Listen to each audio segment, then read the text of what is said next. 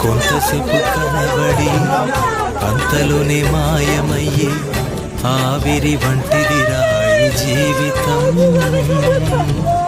లోకానికి శాశ్వతం. కొంతసేపు కనబడి అంతలోనే మాయమయ్యే ఆవిరి వంటిదిరా ఈ జీవితం. లోకాన కాదేది శాశ్వతం.